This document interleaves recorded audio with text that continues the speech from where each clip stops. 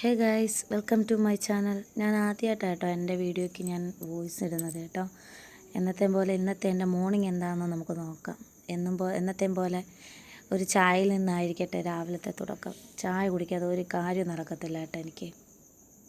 നോക്കിയപ്പോഴാണ് മുറ്റം മൊത്തം ചവറ് കയറി കിടക്കുന്ന ഒരു പ്ലാവ് നിൽപ്പുണ്ട് മുറ്റത്ത് കേട്ടോ. അതിലെ പ്ലാവിലെ മൊത്തം കൊഴിഞ്ഞു വീണ് ഇങ്ങനെ കിടക്കുക.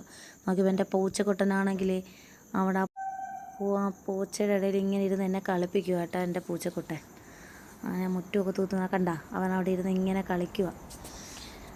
അങ്ങനെ അവനെ നോക്കി ഞാനിങ്ങനെ നിന്നിട്ട് അവളുടെ മുറ്റമൊക്കെ തൂത്ത് നിന്നപ്പോഴാണ് എൻ്റെ മുളക് ചെടി നല്ല രീതിയിൽ മുളക് പിടിച്ചിരിക്കുന്നത്.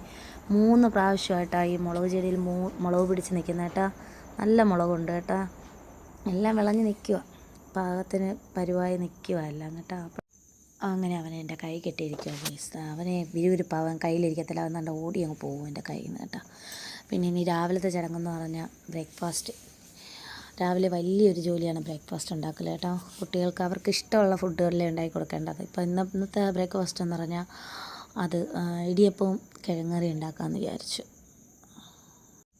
അവർക്ക് ഇഷ്ടമുള്ള ഫുഡാണ് കേട്ടോ കിഴങ്ങറിയും ഇടിയപ്പവും.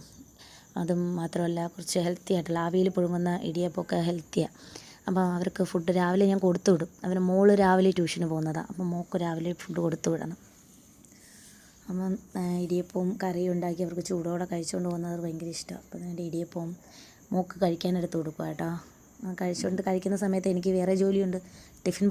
ലഞ്ച് ബോക്സിലാക്കണം കേട്ടോ മോൾക്ക്. അപ്പം രാവിലെ ഞാൻ തലേന്ന് എനിക്ക് കുറച്ച് നെയ്ച്ചോറ് ഇരിപ്പുണ്ടായിരുന്നു. അപ്പോൾ മോൾക്ക് അത് മതിയെന്ന് പറഞ്ഞു. അപ്പം എനിക്കിപ്പോൾ നെയ്യ് ഒഴിച്ച് 2-3 മുട്ടയൊക്കെ ചിക്കി ഒഴിച്ച് അതിനകത്ത് ഈ ചോറ് തട്ടിയിട്ട് ചൂടാക്കുമ്പോൾ ചോറ് ഒരു നല്ല സോഫ്റ്റാകും കേട്ടോ. മോൾക്കത് മതി. അപ്പോൾ ഞാൻ വിചാരിച്ചെങ്കിൽ അത് ലഞ്ച് ബോക്സ് ആക്കി കൊടുത്തു വിടാമെന്ന് വെച്ചു.